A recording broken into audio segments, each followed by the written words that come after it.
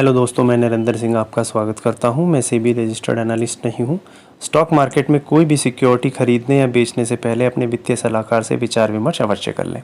आइए मिलकर सीखें और पैसा बनाएं।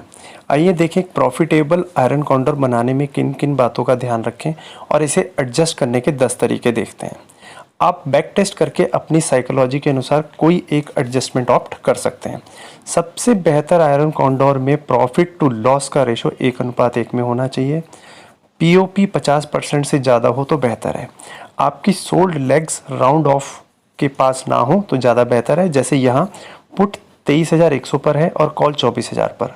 अगर ये पुट 23,000 से नीचे और कॉल 24,000 से ऊपर होती तो ज़्यादा बेहतर होता, क्योंकि मार्केट राउंड ऑफ प्राइस से रिवर्स हो जाता है और ये मेरे साथ कई बार हुआ है। जैसे इस चार्ट में निफ्टी एग्जैक्ट 22,000 से ऊपर भागा और 24,000 से नीचे को भागा। इसे आप सपोर्ट या रेजिस्टेंस भी कह सकते हैं। आप ओपन इंटरेस्ट से भी ये सपोर्ट और रेजिस्टेंस का अंदाज़ा लगा सकते हैं। साथ ही आप इंडिया विक्स, मार्केट मूड और वर्ल्ड इकोनॉमिक्स को ध्यान में रखकर अपनी आयरन कॉन्डोर को थोड़ा सा बुलिश या बेयरिश भी कर सकते हैं। आइए एडजस्टमेंट्स देखें।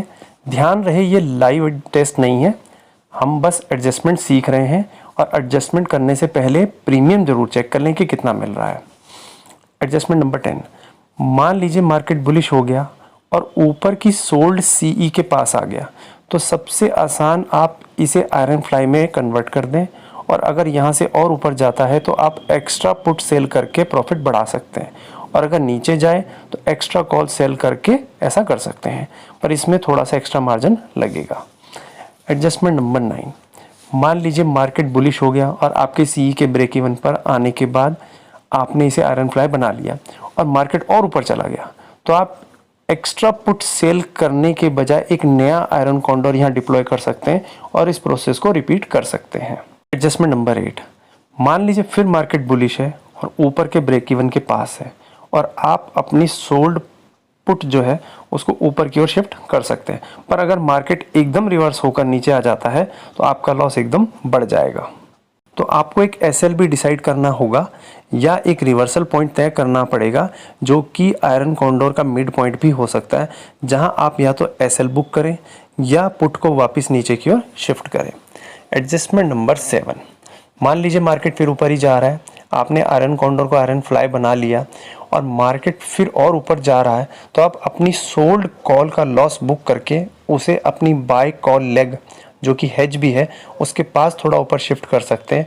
यहाँ भी आपको एक रिवर्सल पॉइंट तय करना चाहिए जहाँ आप कॉल को वापस लाकर फिर से आयरन फ्लाई बना सकें, पर प्रीमियम का खास ध्यान रखें कि आपको कितना प्रीमियम मिल रहा है।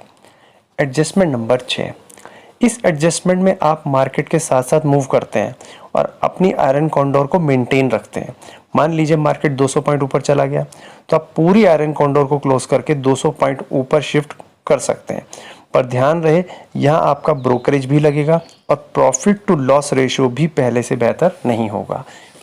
एडजस्टमेंट नंबर 5, इस एडजस्टमेंट में फिर से मान लीजिए निफ्टी 200 या 300 पॉइंट ऊपर चला गया, तो आप आयरन कॉन्डोर मेंटेन रख सकते हैं, लेकिन इस एडजस्टमेंट में आप कॉल साइड का लॉस बुक करके और दोनों कॉल लेग आप ऊपर शिफ्ट कर सकते हैं, पर यहाँ फिर से आपका रिवार्ड टू रिस्क रेशियो थोड़ा ख़राब हो जाएगा और अगर मार्केट और ऊपर जाता है तो आप सीई की दोनों लेग्स को और ऊपर शिफ्ट कर सकते हैं।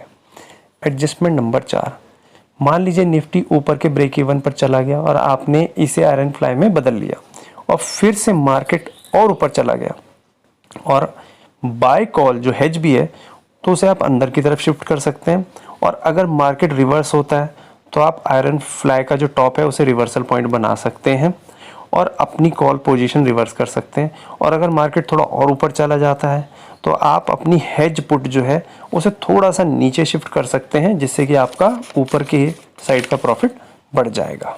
एडजस्टमेंट नंबर 3, इस एडजस्टमेंट में आप जैसे जैसे मार्केट मूव करेगा तो आप डेल्टा को एडजस्ट कर सकते हैं। मान लीजिए मार्केट ऊपर गया तो आप पुट की दोनों पोजीशन ऊपर ले जा सकते हैं, और अगर मार्केट फिर नीचे आता है तो कॉल की दोनों पोजीशन को आप नीचे ला सकते हैं। ऐसे करते करते ये एक टाइम पर आयरन फ्लाई बन सकता है और अंत में आप आयरन फ्लाई के एडजस्टमेंट इसमें कर सकते हैं।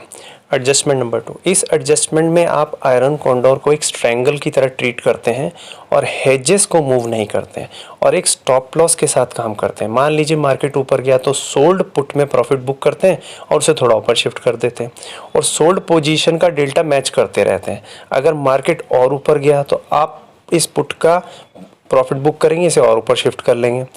इसमें आपको अपना रिवर्सल पॉइंट सेट करके चलना पड़ेगा, क्योंकि अगर मार्केट रिवर्सल लेगा तो नीचे आने पर आपको अपना पुट भी वापस नीचे लाना पड़ेगा, अदरवाइज इसमें एक अच्छा लॉस दिखाई देगा। एडजस्टमेंट नंबर 1, इस एडजस्टमेंट में आपको थोड़ा एक्स्ट्रा मार्जिन चाहिए होगा। मान लीजिए मार्केट ऊपर का ब्रेक इवन को टच कर गया, अब हो सकता है पीई का प्रीमियम ज़्यादा ना बचे तो आप एक एक्स्ट्रा पुट स्प्रेड डिप्लॉय कर सकते हैं, जिससे ऊपर का लॉस कम हो जाएगा। और अगर मार्केट और ऊपर जाता है तो आप पुट स्प्रेड और ऊपर ले जा सकते हैं, जिससे कि आपका ऊपर का प्रॉफिट और बढ़ जाए। आशा करता हूँ आपको वीडियो अच्छा लगा होगा। प्लीज़ लाइक और सब्सक्राइब करें। अगर आपके पास भी कोई और बेहतर एडजस्टमेंट है आयरन कॉन्डोर का तो प्लीज़ कमेंट बॉक्स में ज़रूर बताएं।